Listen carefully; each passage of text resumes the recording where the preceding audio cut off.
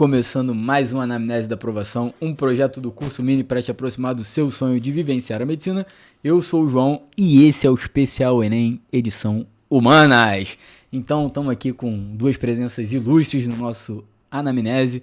Com vocês, Diegão e Otto, por favor, meus amigos. Presentes. Pô, satisfação, João. Prazer aqui estar com você, estar com o Otto. Sani, nossa diretora, sempre aqui presente, coordenando a gente para não deixar a gente fazer bagunça, né?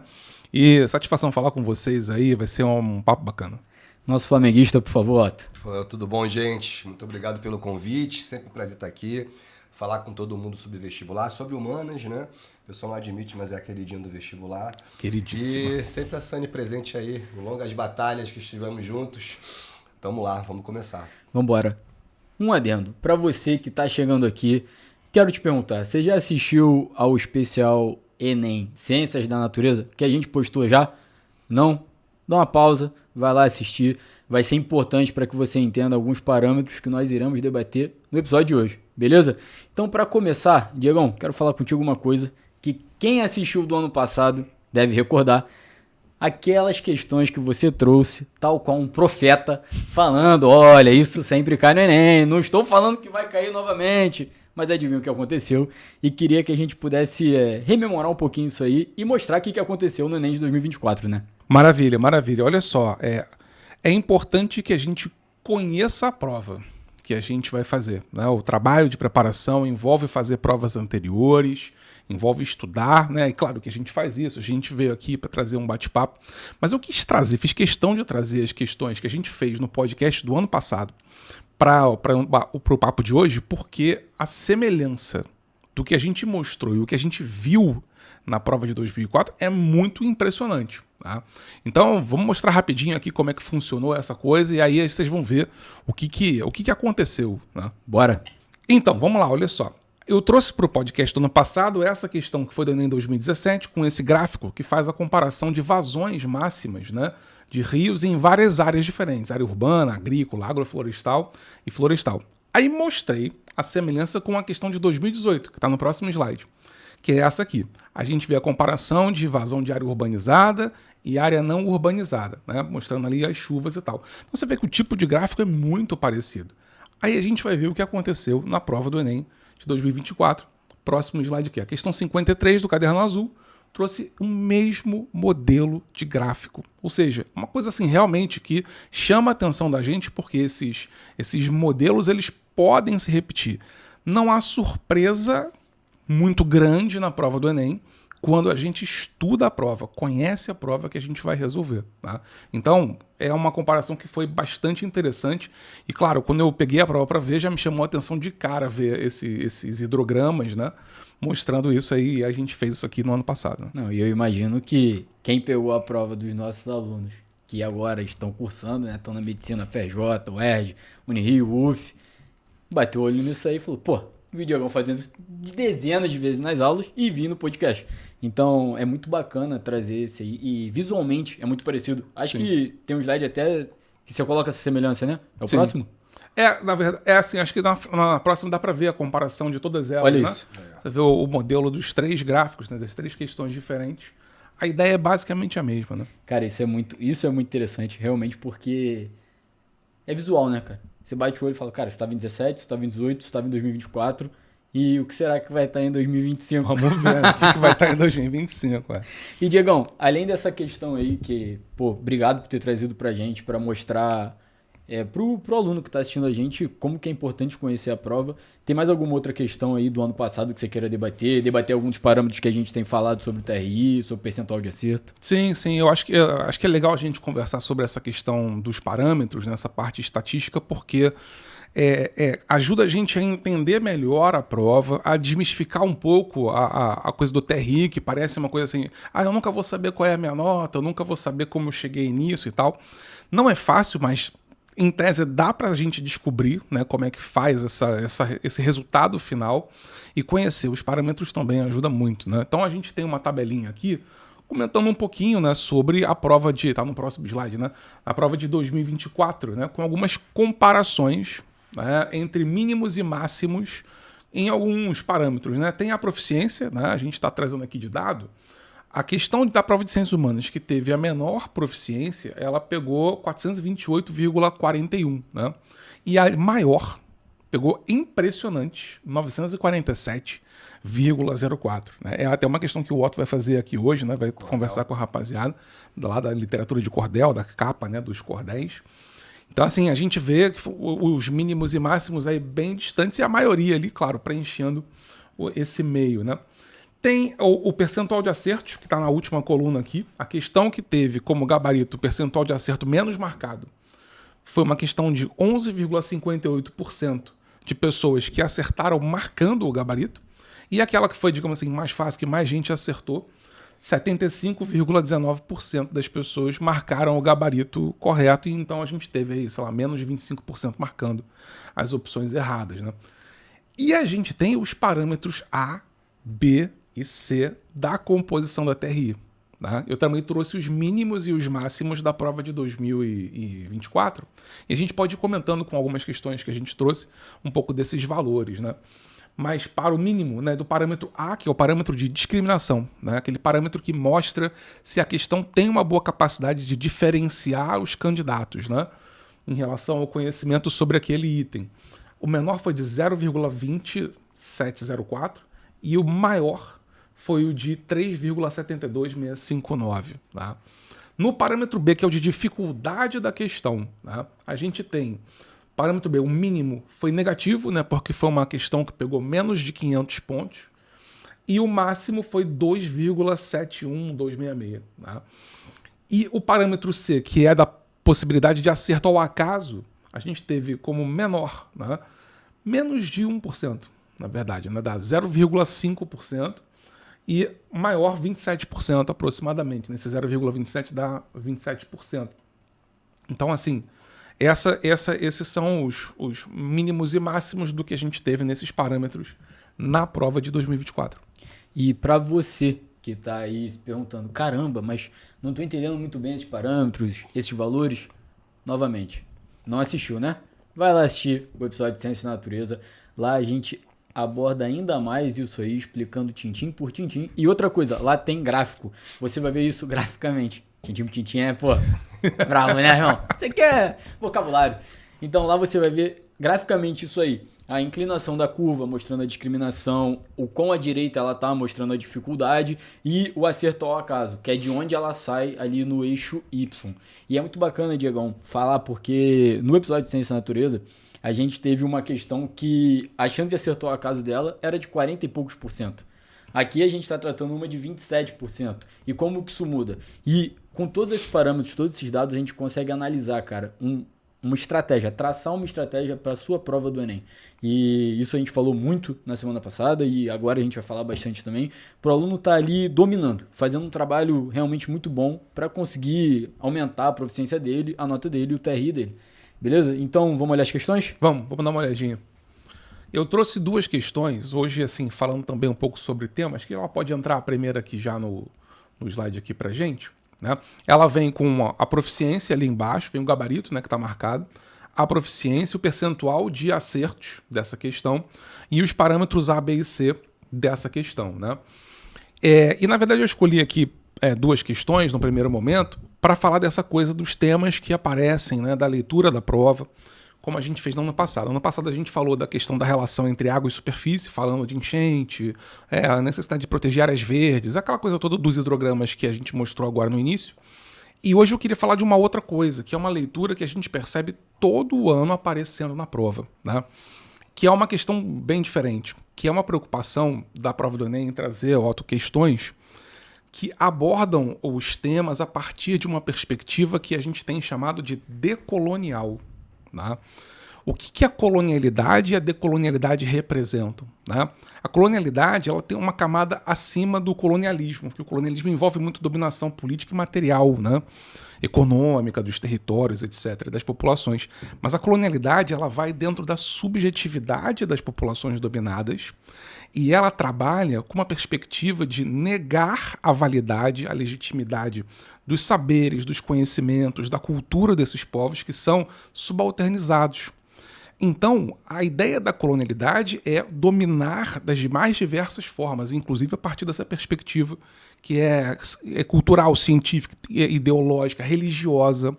É uma subjugação, uma inferiorização das populações que são dominadas, que são subjugadas. E a decolonialidade, ela vem como um movimento de luta contra isso, de reação contra esse processo, que busca a valorização das culturas dos povos tradicionais, a valorização dos seus conhecimentos, dos seus saberes. Né? Eu diria até mais, a gente tem algumas provas que trazem textos onde claramente a posição dos autores é uma posição política no sentido decolonial. Quando você vê, por exemplo, o texto de uma jornalista, Ângela Papiani, que trabalha muito com a questão indígena, no texto, em um parágrafo, ela chama os povos Xavante do Cerrado de cientistas, 2 vezes. Ela fala de um projeto de recuperação de uma área degradada de Cerrado que usou conhecimentos dos indígenas Xavante para poder recuperar uma área que tinha sido devastada. Fala que eles que sabiam como é que quebrava a dormência das sementes e tal. Então ela fala, foram esses cientistas Xavantes, né, que conseguiram ajudar os cientistas da cidade, da universidade, a recuperar uma área destruída de Cerrado. Então essa é uma posição, né, dizer que a gente tem não apenas saberes, não apenas práticas, né, mas mesmo ciência sendo produzida de uma outra forma, com uma outra perspectiva. Né? Então, trabalhar essa coisa. E aí, essa questão aqui, que foi a questão 54 da prova do Enem, ela fala sobre isso. Né? Olha só o que diz o texto. Os grupos dominantes são beneficiados em termos de credibilidade e podem, com isso, controlar falas de membros de outros grupos, descredibilizando seus testemunhos com base em concepções compartilhadas de preconceito, tornam as declarações das pessoas menos importantes devido ao seu pertencimento a determinado grupo social. Assim, um falante recebe menos credibilidade devido ao preconceito do ouvinte. Por exemplo, o ouvinte escuta um indígena falando, olha, é assim que a gente vai quebrar a semente, a dormência dessa semente. O cara, mas você é índio. Ele nem reconhece como indígena. Você é índio, você não sabe nada. Você é um selvagem, você é primitivo. Historicamente foi assim que foi trabalhada a questão. Tá? Então ele está falando da credibilidade de uma pessoa que é reduzida ou removida pelo grupo social ao qual ela pertence. Se ele é seringueiro, se ele é ribeirinho, se ele é gerazeiro, se ele é, enfim, indígena do Cerrado, da Amazônia, ele é descredibilizado. Aí vem a questão. Com base na reflexão suscitada no texto, o preconceito de identidade é responsável por um tipo de injustiça que a gente chamaria de injustiça epistêmica. E a epistemologia fala justamente sobre a ciência das ciências, né? A produção do conhecimento científico. Por que o conhecimento daquele povo, seja ele seringueiro, indígena, ribeirinho, tem menos valor? Não merece atenção, não merece ser ouvido. Né?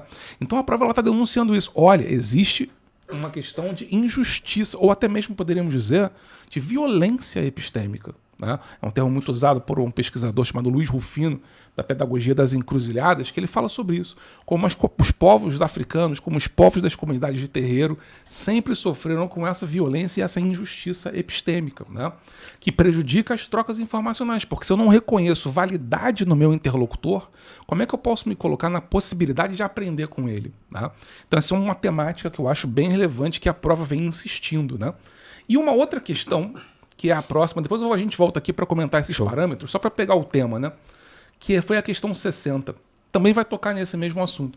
Há experiências de lutas sociais de reapropriação cultural da natureza, que são movimentos emblemáticos, como a dos seringueiros no Brasil, que da luta sindical para a comercialização da borracha, chegaram a inventar o conceito de reserva extrativista e estão avançando para um novo modo de produção, uma nova racionalidade produtiva, mostrando que é possível viver bem e não apenas sobreviver em harmonia com a natureza que habitam. O novo planeta que podemos imaginar é feito desses territórios produtivos que não são apenas economias de autossubsistência, mas economias que potencializam a produtividade ecológica de seus territórios. Ou seja, o jeito de fazer as coisas, o jeito de produzir está sendo criado pelos próprios seringueiros, pelos próprios povos da floresta. Tá? E aí vem ela, o texto expõe a possibilidade de uma nova racionalidade. Que racionalidade antecede essa? A racionalidade da ciência da universidade, das pessoas que não vivem na floresta, mas acreditam que podem dizer como é que as pessoas da floresta têm que viver as suas vidas, têm que ocupar e produzir os seus territórios, e não eles próprios, eles mesmos que já estão lá há séculos vivendo aquela realidade. Né? Então fala de uma nova racionalidade produtiva por meio de uma gestão territorial que se baseia no quê? E aí a resposta na conexão de valores fundamentados por decisões locais. Né? Conexão de valores fundamentados por decisões locais. Eu sou daqui, eu vivo aqui. Eu aprendi a viver com a floresta. Então, aquilo que a gente observa, aprende com a floresta, a gente se apropria e reproduz o nosso modo de vida. Então, são duas questões na mesma prova, mostrando de maneiras um tanto diferentes a necessidade de você promover uma valorização dos saberes, dos conhecimentos e, por que não dizer, das ciências das populações tradicionais. Né? Então, acho que isso é uma coisa que assim, a gente tem percebido praticamente todos os anos um debate nesse sentido. E isso é uma habilidade do Enem, Diegão? Não especificamente, mas a gente tem habilidades que falam muito da relação da população com o espaço, da população com o meio, interação sociedade e natureza, né? Não tem uma habilidade que vai ser especificamente para falar da questão da decolonialidade e tal. Mas a gente tem uma competência inteira sobre cultura e identidade, que é a competência 1, por exemplo. Então, isso vai fazer parte também da identidade dessas populações, né? Então, é muito, muito bacana a gente perceber que isso está acontecendo. E cai questão com isso, falando de meio ambiente, falando de cartografia, cartografia social, por exemplo, esses povos produzirem as suas próprias representações, coisa que sempre foi negado esse direito a eles. Né? Então, eles fazerem as suas próprias representações espaciais também é um caminho. Né? E isso aí, né? O pessoal que está assistindo já sabe que você que está em segundo ano do ensino médio, está assistindo isso aqui, já sabe que no ano que vem vamos pegar a prova do Enem 2025, você vai estar aqui assistindo de novo e a gente vai estar falando sobre uma questão que é nesse tipo essa aí. Essa pegada decolonial aí. Uma das que de história que a gente colocou aí também vai por essa pegada. Também questão de cultura, de saberes, de técnicas produzidos e negados e de reconhecimento atual.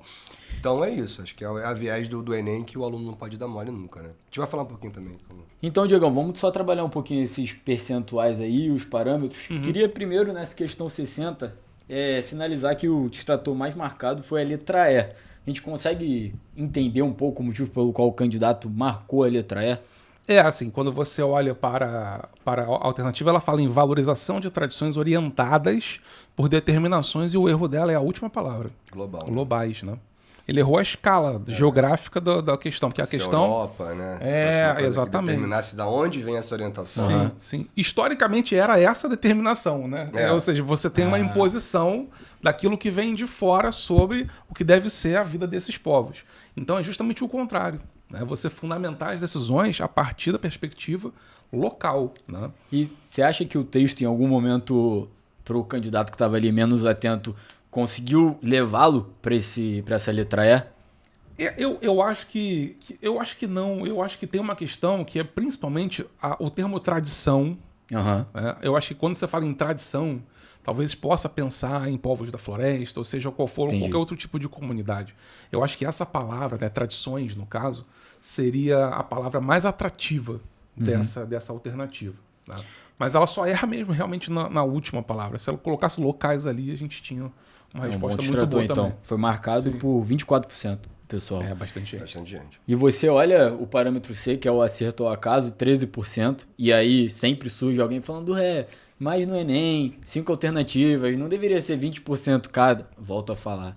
Assiste o episódio de Ciência da Natureza, você vai entender exatamente o que está acontecendo ali, cara. Existem fatores que vão interferir nessa probabilidade de acerto ao acaso, e acho muito interessante, porque quando a gente voltar para o próximo slide, a gente pode comparar também o acerto ao acaso dela para ver se tem algo relacionado a essa competência que ainda que não seja evidenciada pelo Enem, mas cabe no mesmo tema, né? A gente tem o parâmetro B de dificuldade dela, uma dificuldade ok, nada excessivo, como você já mostrou dos máximos e mínimos, e uma discriminação dela que é ok também, razoável. Então, o candidato que sabe isso aí, ele tende a acertar isso aí mesmo. E vai ficar bem discriminado do restante do pessoal. Voltando um slide para a gente debater ainda isso, você vê o parâmetro C dessa questão. Lá era 13, aqui é 16. Então fica por aí mesmo, menos de 20%. E assim, queria saber de você. Porque o cara que não sabe nada disso, quando ele vai chutar, cara, tem algo aí que sinaliza ele, tipo, pode ser que seja isso. Essa questão, você vê que ela teve uma proficiência mais baixa, né? A dificuldade está bem menor. E a minha percepção é a seguinte, eu acho que injustiça epistêmica é um conceito sofisticado para o camarada chegar e falar assim, não, isso aqui era óbvio. Não. Mas o acerto, ele é maior nessa questão, na minha percepção, porque as outras opções são muito fora assim do padrão.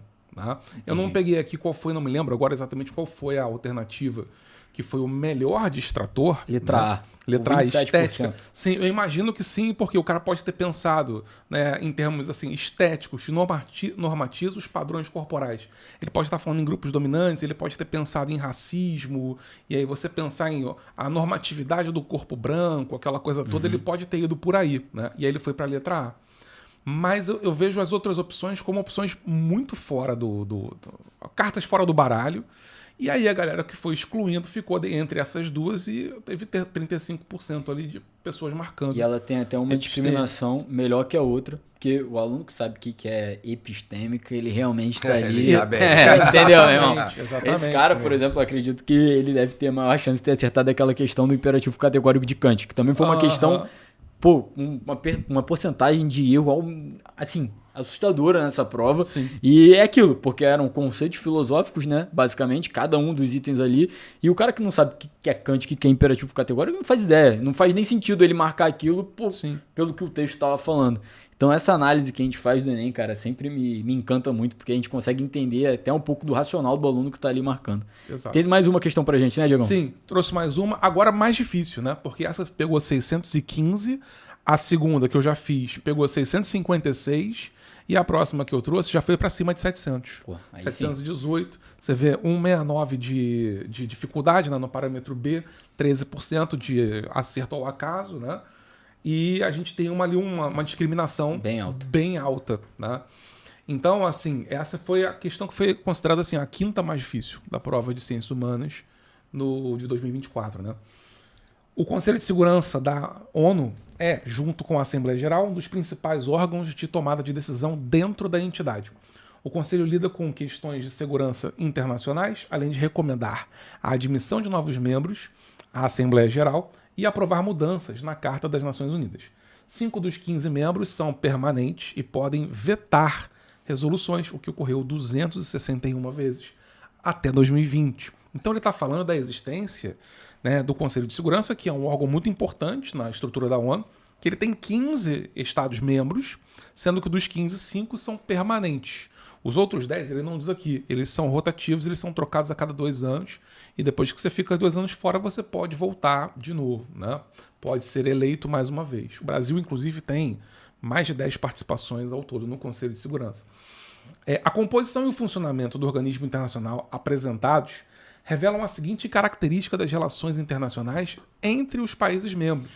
Se alguns países são permanentes, são membros permanentes, e eles têm poder de voto e de veto nas resoluções, já os outros países são países que têm poder apenas de voto e eles são rotativos, eles têm níveis de poder que são diferentes dentro do funcionamento do organismo, né, do Conselho de Segurança. Então, o que vai ser uma alternativa aqui para a gente que indica essa diferença de força, de poder, de capacidade de decisão dentro do organismo, né? É igualdade militar, assimetria política, consenso multipolar, equilíbrio estratégico ou soberania compartilhada.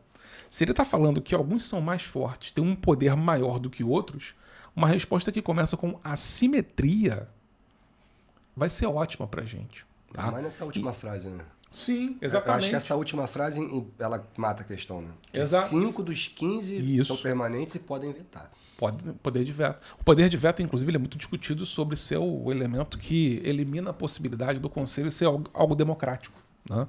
Porque se você tem um voto de maioria, mais um representante daqueles ali, né, permanente, veta uma resolução, ela acaba sendo rejeitada pelo veto desse país. Então, eu tenho assimetria porque alguns membros são... Esse o cara tem que saber, tá? Para ir para a prova é bom que ele saiba. A gente está falando de China, Rússia, Estados Unidos, Reino Unido e França. São os grandes vencedores da Segunda Guerra Mundial, na época da composição da ONU, na criação do Conselho. Então a gente tem esses 5 países que estão sempre lá com o poder de voto e de veto. E eu acho que é muito interessante isso aí quando a gente analisa os dados dessa questão, por quê? Discriminação elevadíssima. E o perfil de marcação dessa questão chega a ser até curioso, porque a letra B foi marcada por 21,8%, mas a letra C, a letra D e a letra E foram marcados por mais de 20%, cada uma delas. Então o cara não entendeu isso aí, não prestou atenção na última frase, como o Otto falou, e acho que pelo menos da minha vivência de Enem, a última frase ali do texto sempre acaba te dando uma diquinha ali. Acho que você falou isso no podcast do ano passado. Então é uma marcação que, cara, o cara não tá entendendo, marcou qualquer coisa ali e ficou distribuído. Beleza. Mas com uma discriminação dessa, mostra isso que você falou também. O cara que sabe ali quais são os 5, entende a ONU, o pós-segunda guerra, cara, ele vai acertar essa questão. O aluno bom vai acertar essa questão. O aluno que tá competindo para passar, vai. Ela é muito bem, discrimina muito bem. Você que assistiu ao episódio de natureza sabe que essa é uma curva muito íngreme. Então, assim, excepcional, cara. Essa questão me lembrou muito uma questão que a gente fez semana passada, que foi de biologia, cara. A questão da membrana plasmática. Era exatamente isso. Não era uma questão difícil. A gente vendo aqui, cara, ninguém achou essa questão muito difícil. Como vai ser a questão do cordel? Pô, que é isso? Pelo menos eu que tô de fora, beleza, simetria, tudo bem. Mas essa questão da membrana plasmática também não era uma questão, mas o aluno tinha que saber. E ela tinha uma discriminação parecida com esse 3.4 aí, cara. É muito bacana entender esse mecanismo do Enem e essa funcionalidade do TRI, principalmente. Pô, obrigado, Diegão. Trazer essas questões aí pra gente, fazer esse paralelo, fazer essa análise do Enem, eu acho que é muito importante, tenho certeza que você que tá em casa vai aproveitar muito. E vamos pra história, vamos falar um pouquinho da prova de história e quero começar fazendo aquilo que a gente fez no começo, né? Trazendo à memória o nosso podcast do ano passado, porque o Otto trouxe aqui pra gente um tema que sempre tá no Enem e, curiosamente, quem diria?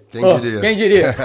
Otto falou. Tava lá. Por favor, Otto, fala aí sobre isso. Então, sobre a prova do Enem, eu sempre gosto de falar o seguinte. A prova do Enem, e não só ela, mas as provas de ciências humanas de maneira geral, ela tem o objetivo de te fazer pensar, refletir e aprender, né? Que eu acho que, quando falam que a história e as ciências humanas, na minha opinião, é a mestra da vida, não é a vida da Brenda nem do Bruno, não é a vida biológica, né? É a vida da civilização. E o Enem, cara, ele... Poxa, eu fiz o Enem, o velho Enem, né, Diego? E depois a gente viu ele se formando, então a gente se moldou como professor junto com essa prova. E o Enem é uma ciência, e vocês têm provado isso. Eu vi, tá? O episódio das naturezas, analisando ali a curva de Gauss e tal. Moleque. Eu já tinha uma noção de TRI, eu coordenei vestibular um tempo, então tive que ter contato com isso e tal. Então, inclusive, até as estratégias de prova. Mas a história ela é uma das mais criticadas, né, nesse novo Enem, porque o aluno ele tem a visão de, tipo assim, pô, a história não cai, né? Ou então quando cai 3, 4 questões.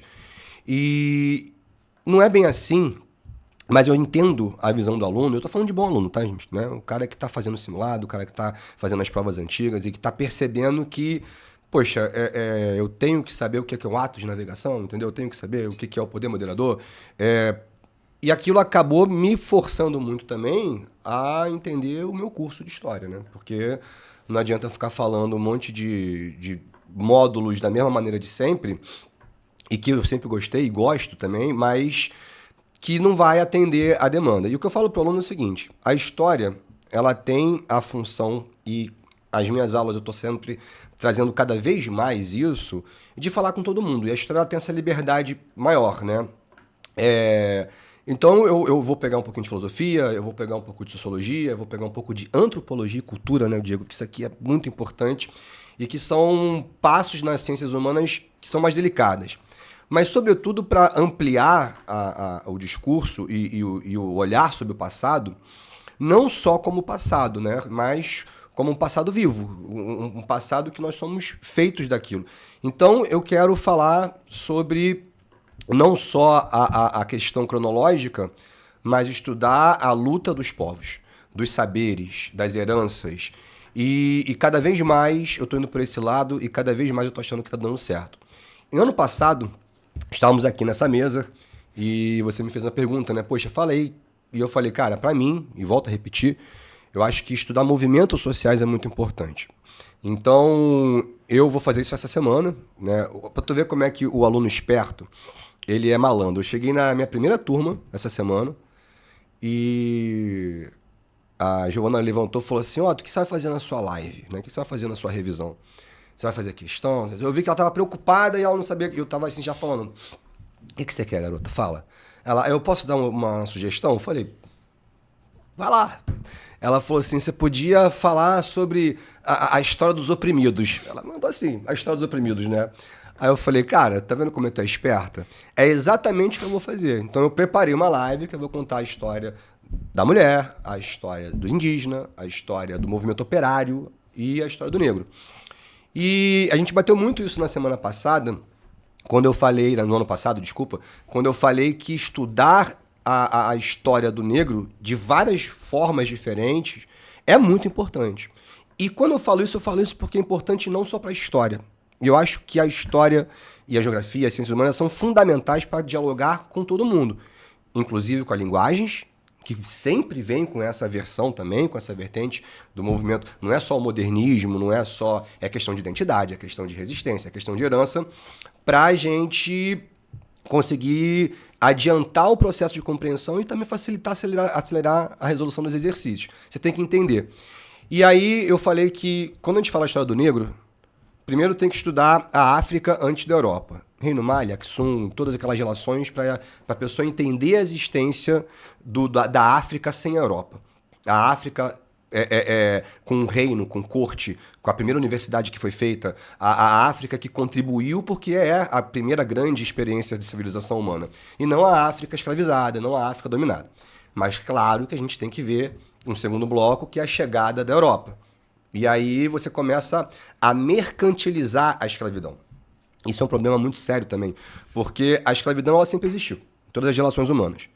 Mas quando ela passa a dar dinheiro, o tom muda, entendeu? E aí você começa a ter uma diáspora forçada de 4, 5 milhões de pessoas que vieram só para o Brasil. Para a América, então, isso passa de 10.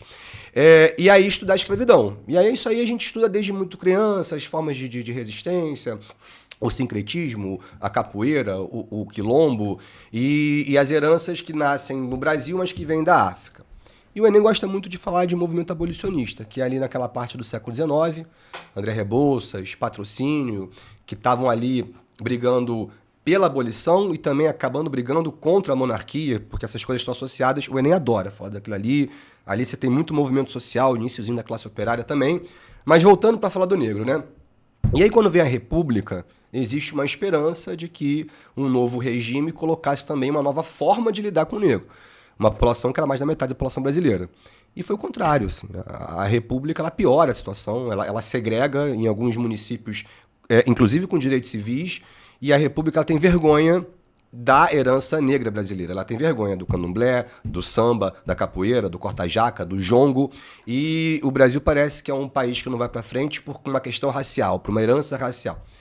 Então, na cabeça deles, povos, né, onde não existiria a negritude, estariam aptos a se desenvolver mais, e aí tá o mundo para dizer que isso não tem nada a ver.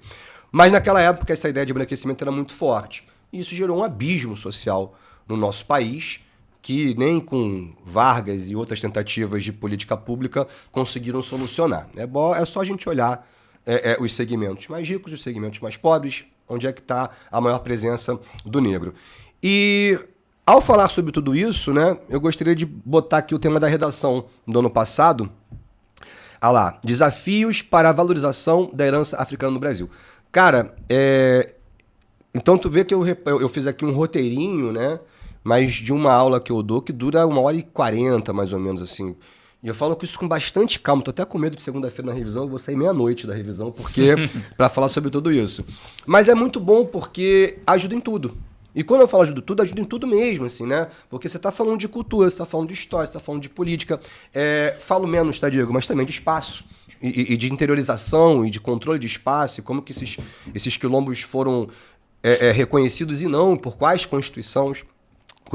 Então também sempre falo que é fundamental, além dos movimentos sociais, acompanhar juridicamente como isso está sendo acontecendo, como é que era a nossa primeira Constituição de 24, a nossa primeira Constituição republicana, toda a loucura que foi o governo Vargas em relação à mudança jurídica também, para entender que a valorização dessa herança africana no Brasil, ela é muito desafiadora, ela é muito complicada, ela é muito difícil ainda. E querendo ou não, nos últimos anos a gente tem dado passos cada vez mais importantes, né? Eu sempre falo que no meu colégio, né, no meu ensino médio, todas as minhas amigas negras, elas alisavam o cabelo, todas elas. E era uma coisa totalmente incentivada, não sei se tu lembra, tinha um funk que falava assim, ih, choveu, cabelinho encolheu. Então assim, vem da própria cultura, e não é só da cultura elitista não, entendeu? Vem do funk também, quer dizer, não vem do funk, né? Vem dessa música em especial, mas que representa uma coisa cultural de não se reconhecer enquanto beleza, porque quem dita beleza é a pessoa branca. Então, o cabelo bom é o cabelo liso, né? O que é belo é a modelo branca. E eu fui dar aula em Madureira muitos anos depois, que foi onde eu me formei. Eu estudei no Santa Mônica de Madureira e dei aula lá. E Madureira, ela é um bairro que pulsa muito a resistência negra, né? Você tem ali o Viaduto Negrão de Lima, que tem uma porrada de eventos, de tudo, cara, de manifestação cultural. Baile Charme, Porra, clássico embaixo do viaduto. cara, é impressionante. É o Baile Charme e Serrinha, e tem o Parque Madureira, que tem uma porrada de roda de capoeira e uma porrada de terreiro. Então, assim, é um bairro que tem uma consciência muito grande. Hoje eu vou dar lá aula e as minhas alunas negras elas têm uma consciência que as minhas amigas na época não tinham. E é a mesma galera, né? A mesma classe social, o mesmo pessoal que tá lá. E essa ideia de você ver hoje muito mais forte a trança, o black, o dread e qualquer penteado africano é justamente uma coisa que o Enem está colocando e que eu, chegando aos meus 40 anos, estou começando a observar. E aí, claro que uma experiência individual não pode ser ciência, né? Mas que hoje se fala muito mais. Por isso também que existe muito mais reação, né? Do mimimi, do vitimismo, em relação a aceitar ou não a inserção de pessoas negras em políticas públicas, de cota e de colocar na televisão, porque se a pessoa não vê, você não entende como aceitação. A Disney, quanto tempo demorou para colocar uma sereia negra, né? E isso tudo é um debate muito atual, como o Enem é. Entender o passado e tentar fazer sempre essa conexão com o presente, eu acho que é o desafio da história que eu, enquanto professor, estou me desafiando muito, assim, buscando novas referências. E ano passado, quando veio a proposta de redação, cara, foi uma chuva de galera falar, caraca, tu falou exatamente isso, aquilo lá, e eu não tô aqui para ficar também vangloriando de nada, porque o nosso papel de professor é tentar, né, preparar ao máximo. Mas mesmo que não fosse exatamente, que fosse qualquer outra vertente parecida, eles estariam preparados, porque tem que ter esse conhecimento cultural. Então, a prova de história, ela não é só o conteúdo de história, né? Ela é uma prova que vai trazer uma coisa do passado para fazer você refletir no presente. E quando a gente aborda tudo e tentando falar dessas relações culturais, sociológicas, a gente acaba acertando e colaborando, por exemplo, na redação. Então, por isso que eu acho que as ciências humanas, a prova é prova de humanidades mesmo. Assim. Todo mundo está dialogando bem, está falando bastante. E fazer essa imersão na prova é muito importante. Depois até vou comentar também um pouquinho sobre TRI, pegando um pouco do vídeo para a gente falar um pouco sobre a prova de humanas de maneira geral. Mas é isso aí, pode passar também para a gente dar uma olhadinha lá. Então nós temos vários textos de apoio, mais um, lá, herança, o legado das crenças e conhecimentos e técnicas. Cara, tem muita, por exemplo, questão das ciências humanas, que fala sobre saberes técnicos na África e como eles vão ser utilizados no Brasil. Na mineração, na agricultura, no cozimento, no preparo, no comércio. E aí, quando o Diego deu o exemplo agora dessas sementes, né, dos chavantes, os cientistas chavantes, é um exemplo perfeito, cara. Então a gente está falando as mesmas coisas com temporalidades diferentes, mas que faz a reflexão, que faz você olhar para isso aí e o cara que está mais ligado, ele vai ter ferramenta mesmo para escrever, para fazer um texto argumentado, moderno e atual, que eu acho que é o mais importante. É desconstruir, pode passar mais um favor, essa ideia da história congelada no passado, né? De não entendimento que o passado é vivo, né? Então o Enem também cobra muito essa coisa de discurso, de debate sobre, e aí, o que está certo, né? O que está errado, o fato histórico que aconteceu, as versões aqui vão ser contadas, como elas vão ser contadas, por quem elas vão ser contadas. Então não dá mais para estudar história com fatores, causa e consequência. Não é nem decoreba não, porque a decoreba, pelo amor de Deus, né? Isso já acabou há muito tempo. Mas mesmo após a decoreba, a história tem esse viés político mesmo, né? Quais são as consequências políticas e econômicas? Vai embora. Não, é muito mais do que isso. Quem são as pessoas caladas? Quais são as heranças que elas estão dizendo? Essa questão que o Diego falou, né? Desse conhecimento epistêmico, de você não valorizar a ciência que não é ocidental, que não é branca, que não é europeia, que não é americana. E que é o fator que existe no mundo hoje. Teve um aluno meu que perguntou, quando a gente falou de decolonial, né? E aí eu falei assim, olha que pergunta perigosa dele, né? Ele falou assim, professor, mas pô, os países brancos são mais desenvolvidos que os países negros, e aí? Então, não tem uma diferença? Eu falei, cara, cuidado, né? Tu tá fazendo uma diferença étnica e está sendo extremamente racista na sua visão. Mas a tua visão histórica é um pingo, né? Porque se você pegar essa ciência branca, ocidental e hierarquizada que nós temos, isso tem 400 anos. Sim. É. A gente está aqui há 100 mil anos, como sapiens, né? Não vou nem botar mais para trás ali. Só como sapiens, fazendo civilização, fazendo ferramenta, construindo...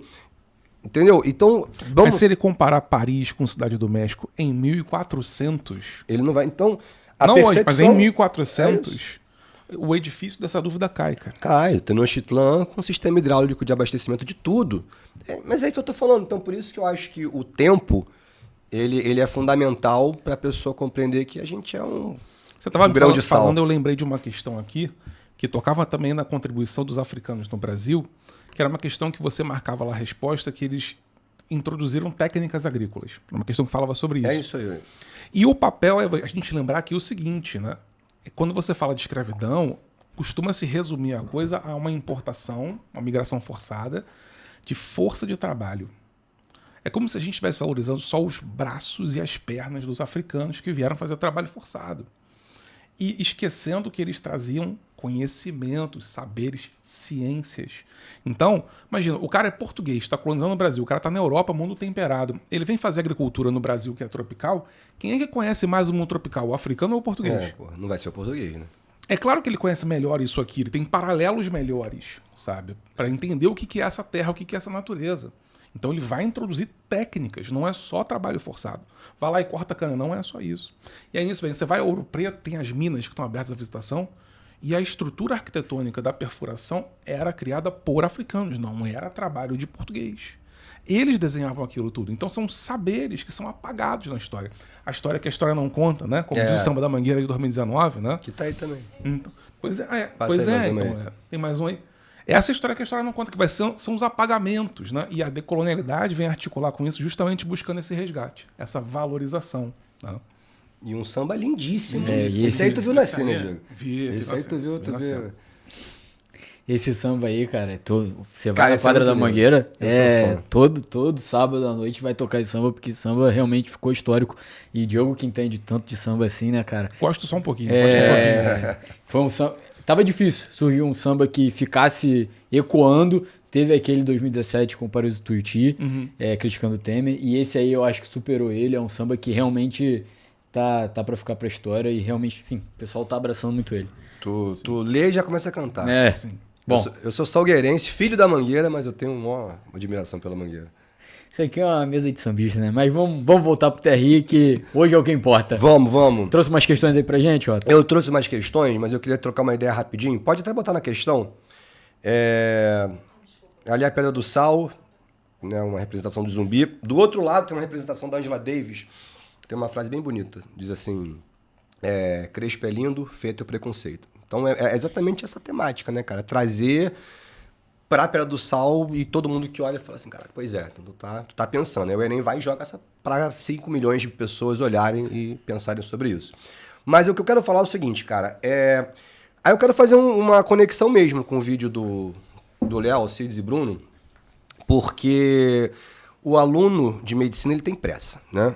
Ele sabe que a prova de humanas é cansativa pra caramba, é texto à beça, e ele tem uma notícia muito ruim, ele não pode pular o texto. Ele não tem como, assim. Não sei em geografia essa parte técnica, tá, Diego? Porque quando fala de lixização, aí é mais, meu irmão. Não dá. É sempre só as questões que eu erro, cara. Eu fico raiva, eu tiro 42 em humanas. São as 3 questões de geografia ali, física mesmo, que eu me pego. Mas, então o que acontece? O aluno, quando ele começa a ler, e a boa parte deles não tem esse calo, não tem esse costume, né? Você cansa. Nosso cérebro é igual o bíceps.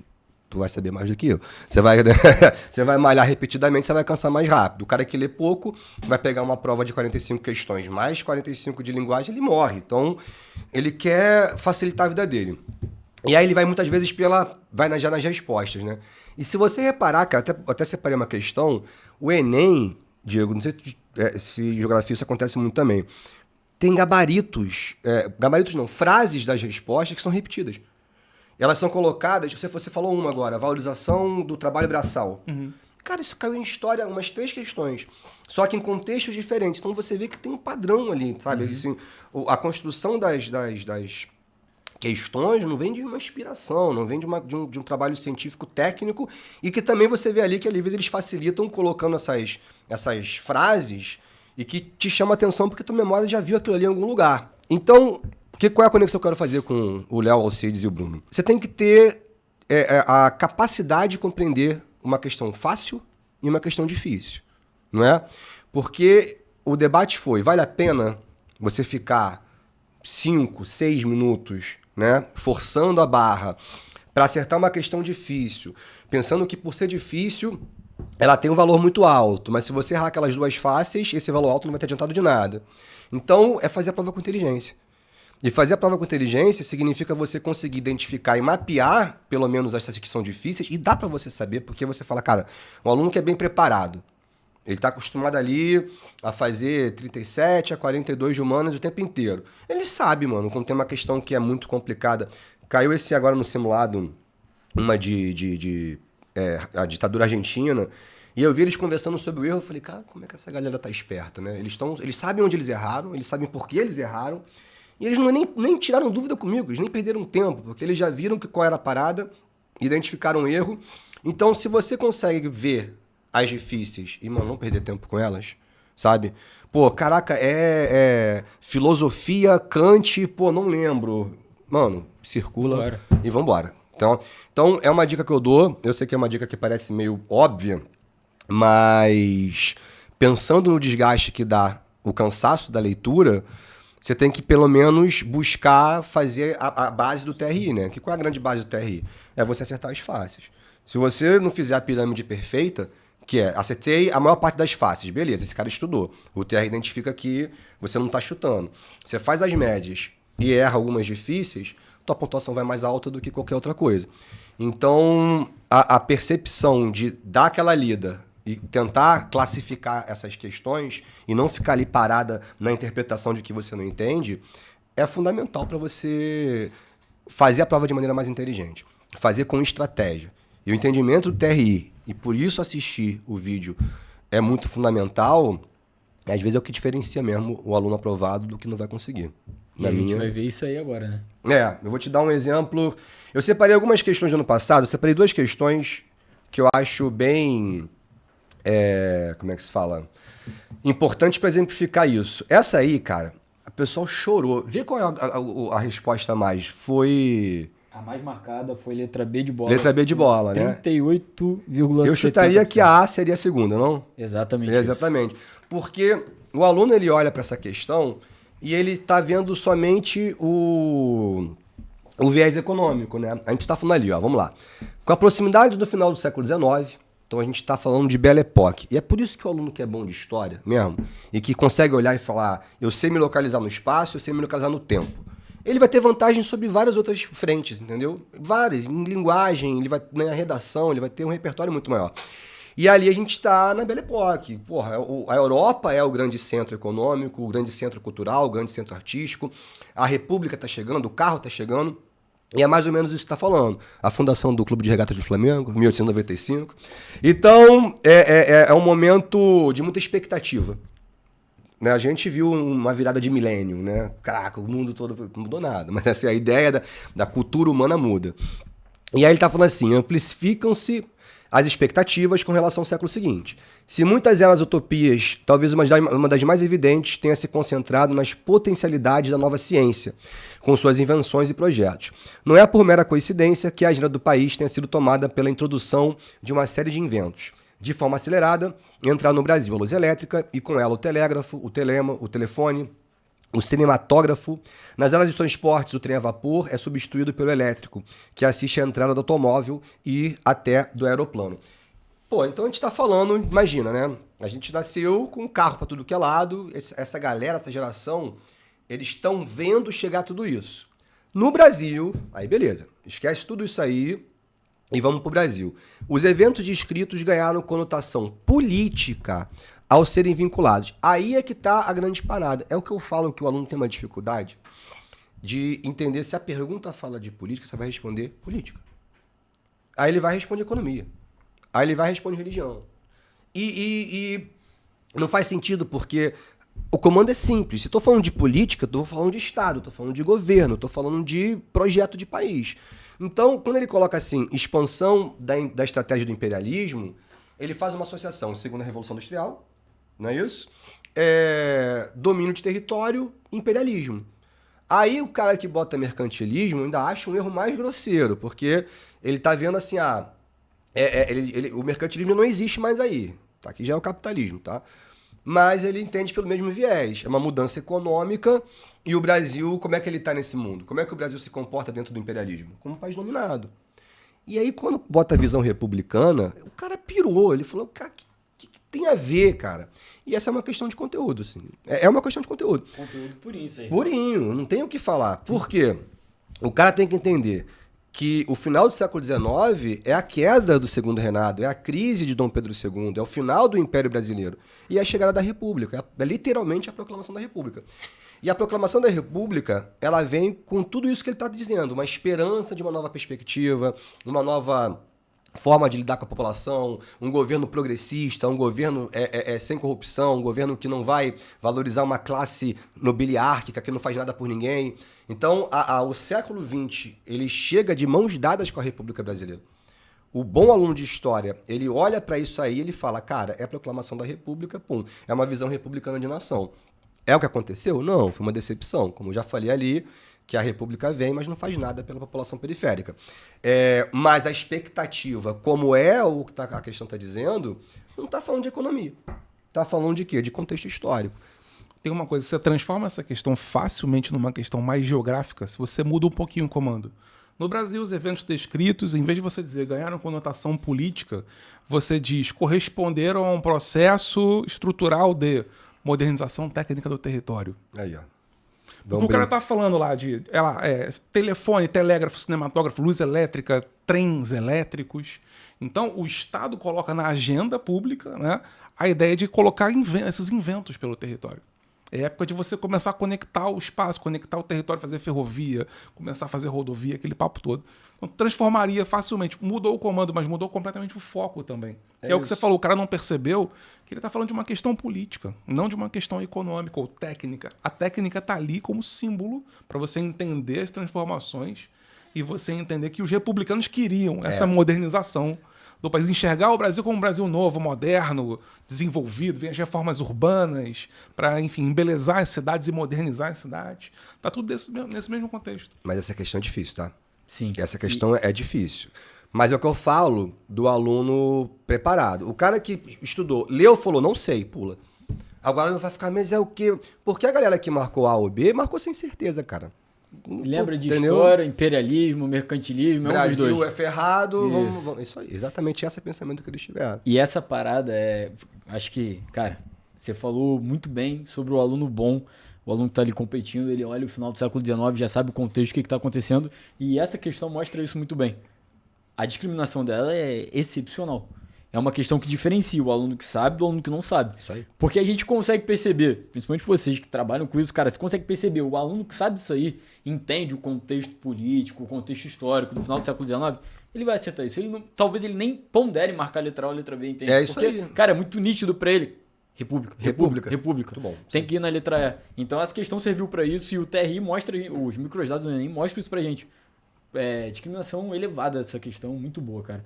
Tem mais uma aí pra gente? Temos. Vamos fazer Essa aí foi a bizarra. Você quer falar sobre ela um pouquinho? Cara, Você tem os dados dela, eu vou né? falar assim.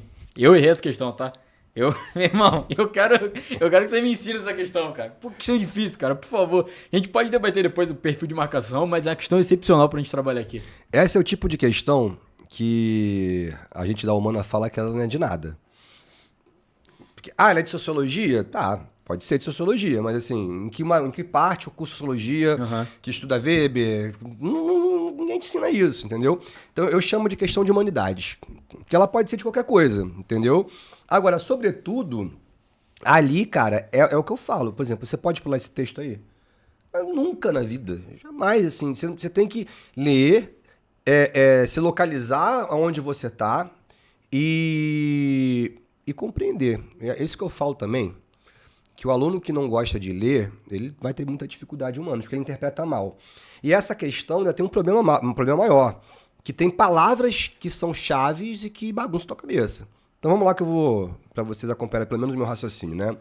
As capas dos folhetos de cordel, aí você tem que pegar a linguagem. Quem é o sujeito aí? É a capa do cordel, do folheto, não é o cordel, né? E o cordel já começa a pensar, aí, cangaço, movimento sertanejo, literatura nordestina. Isso, bom aluno já, né? Claro, Isso, óbvio. O cara que não sabe nem o que é cordel, ferrou. Já então ilustradas por postais fotográficos, olha só. As capas estão ilustradas por postais, desenhos ou fotogramas de filmes. Demoravam mais de uma semana para serem transformados em clichês em Recife ou Fortaleza. Aí o cara olha para isso e fala, o que ele está sendo transformado em clichê, né? O clichê, ele é a base para se fazer a capa. Você é estilogravura, né? Você pega uma base de ferro, coloca ali o teu desenho e ali você começa a fazer as cópias, entendeu? É igual a prensa mecânica como vai fazer os primeiros jornais. Então, mais uma vez, você não vai fazer isso no folheto, você vai fazer isso na capa do folheto. Show? O que levou a que santeiros e artesãos locais fossem requisitados para cortar na umburana, que é uma madeira onde eles faziam a base para fazer ali o corte. Tu vê que é uma questão que mostra o processo manufatureiro, né, de cordel. Então o cordel não é lá o cara, o matuto mastigando um palitinho de palha e escrevendo na mão ali, não. É um negócio feito para ser comercializado. Madeira preferida para o taco estilográfico pela facilidade do talho e abundância. Princesas, dragões e cangaceiros. Exato. Pô, essa é a minha reação tentando fazer essa questão, pô. Da onde saiu isso, né, meu irmão? Cara, princesa, dragão, são as imagens mais constantes dentro da capa do cordel. Então, a grande parada, e aí que eu sempre falo também, tem que ler a referência, né? Não tem como não ler, cara. Eu acho até melhor ler antes. Então, lá, estilogravura, os percursos da criação popular. Revista do Instituto Brasileiro. Então, ele está falando sobre um processo da produção da capa do cordel. Aí, vamos lá. No início do século XX, a incorporação da técnica de produção, aí ele fala assim, ó, a técnica do texto, né? Promoveu, blá, blá, blá. Mas é isso, está falando sobre essa técnica. Essa técnica, ela permite o quê? Ela é focada em quê? Em manifestação jornalística. Aí tu pensa, poxa, não. Qual é o percentual dessa aí? Bonzão perguntar assim, né? Veja pra mim, por favor. Menos de 15%. Obrigado, porque é meio absurdo, né? Uhum. E aí o cara entende que, mesmo sem entender, o cordel não tem trabalho jornalístico. Não tá ali para informar o dia a dia de ninguém. Aí a B, eu imagino que... Elevado. 23%. Aí, é isso aí.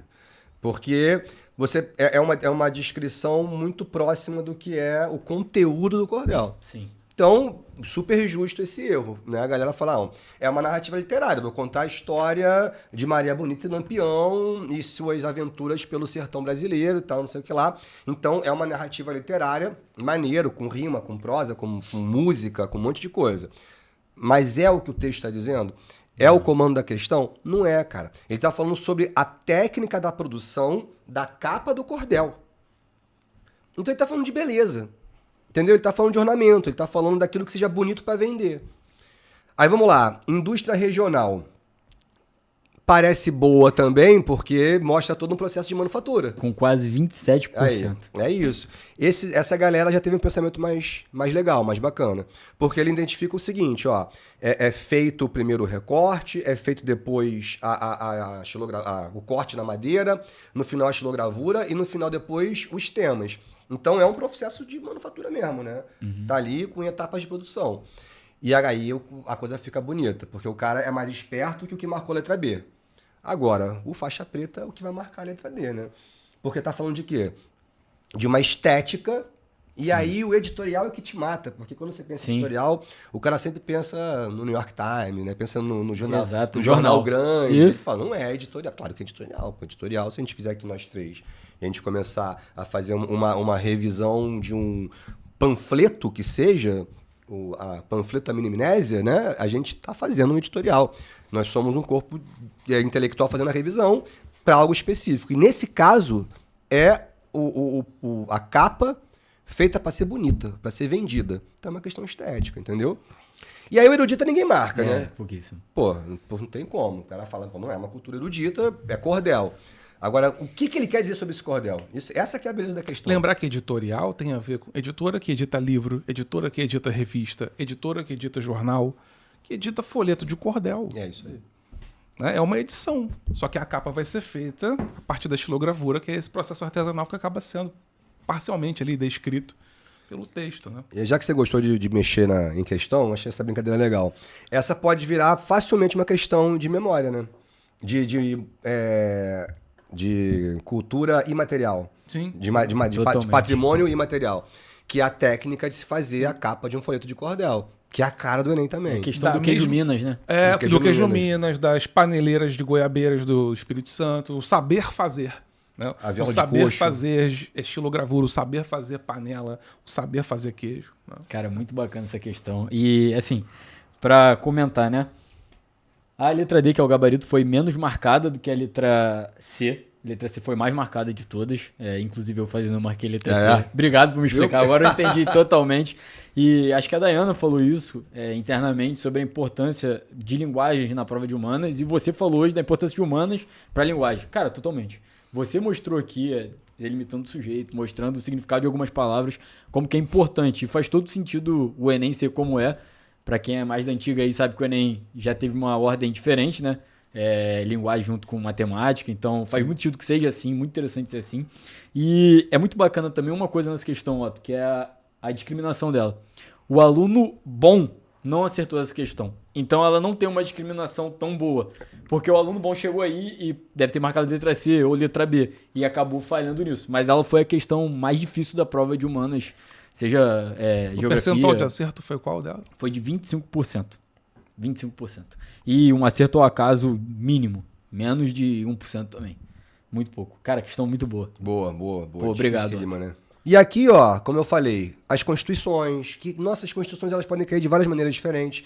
Essa é uma constituição falando sobre o Código Penal dos Estados Unidos, do Brasil, em 1890, né? A nossa Constituição ela sai em 91. E essa questão, eu lembrei muito de tu, Diego, também, quando estava falando da tua parte. Repara ali aquela C, ó. Preferência da população pelos tratamentos alopáticos. Aí é maldade com o aluno também, né? Porque tem que entender que a alopatia seria a medicina convencional, a medicina aceita.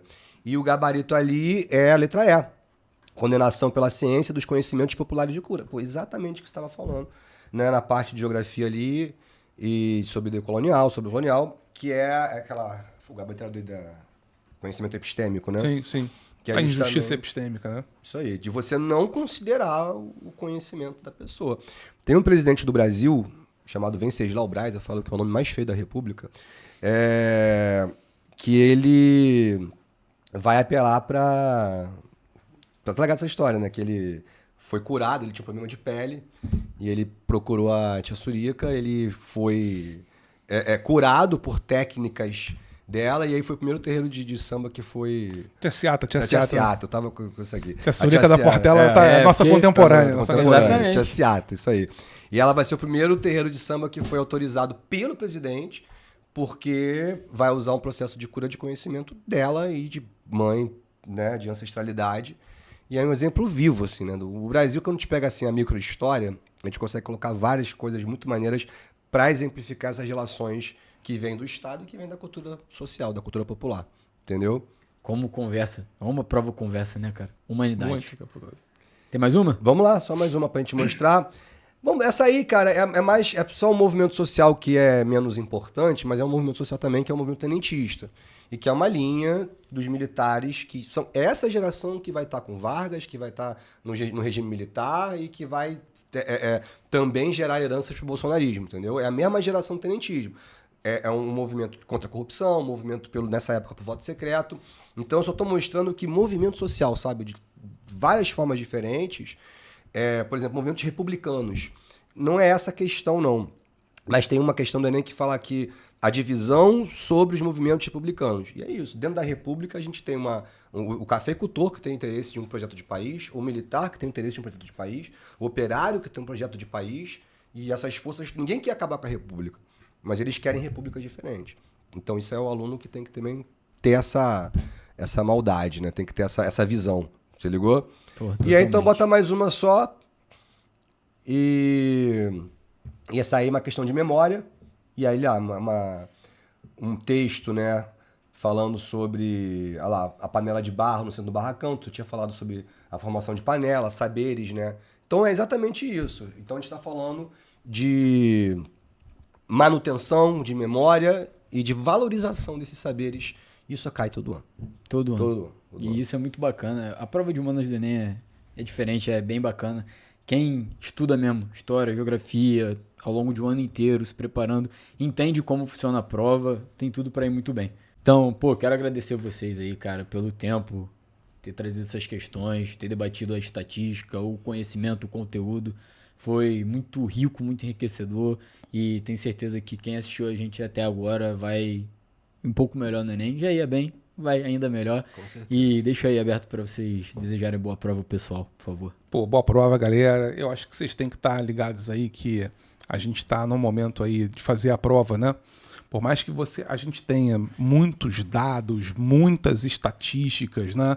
Proficiência e tudo mais, na hora da prova, é você com a prova, né? Então, aquele momento ali de você entender se você acha aquela questão tranquila para você fazer, então você já vai encarar logo. Se você pega uma questão que te parece muito desafiadora, é aquele momento de você avaliar se vai fazer sentido você gastar muito da sua energia com ela, ou se você deixa ela para um momento final, né? Então, gerenciar a tua energia, gerenciar, né, a tua força, porque é uma prova que desgasta, uma prova que exige muito da gente.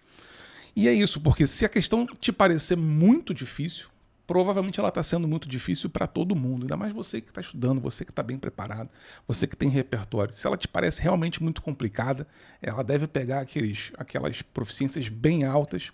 Então, você perdendo as mais difíceis, ganhando as mais fáceis e as medianas, como o Otto falou mais cedo, você pega a prova mais coerente possível. E essa coerência é que te traz o melhor resultado, tá? Então, boa sorte, boa prova para todo mundo. Enfim, prazer estar aqui com vocês. Um abraço. Por favor, Otto. Antes de mais nada, obrigado pelo convite. Sempre muito bom estar com vocês aqui. Um prazer enorme. E é um aprendizado também, né? Sempre que a gente se debruça sobre o Enem, a gente aprende mais um pouquinho.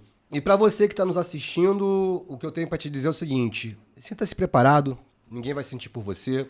E principalmente cuida da cabeça, tá? Porque isso aí é científico, né? O candidato bem preparado, ele só perde para ele mesmo. Então, você sabe que dentro do contexto de uma ampla concorrência, você que está bem preparado, você que está bem estudado, você que está concentrado, você não vai cavar buraco para você cair. Então, você tem que se preocupar com você mesmo, com a sua sanidade, com a sua tranquilidade, com a sua saúde. Não vai inventar de comer coisa diferente na semana, entendeu? Não vai inventar de mudar sua rotina na semana. Você tem que encarar o Enem como mais um dos tantos simulados que você fez, porque é só assim que você vai ficar tranquilo. Não adianta. O treino já foi feito, agora chegou a hora da decisão e você tem que se manter o mais calmo possível, porque isso aqui, ó, é a tua principal ferramenta. De resto, muito obrigado a todos e do fundo do coração, uma excelente prova para todo mundo. É isso, rapaziada. Esse foi mais um especial Enem do nosso Anamnese da Aprovação. Já sabe, deixa seu like aí, deixa um comentário também e manda para alguém que vai fazer o Enem e tá precisando assistir esse vídeo. Um abraço e o Mini somos nós!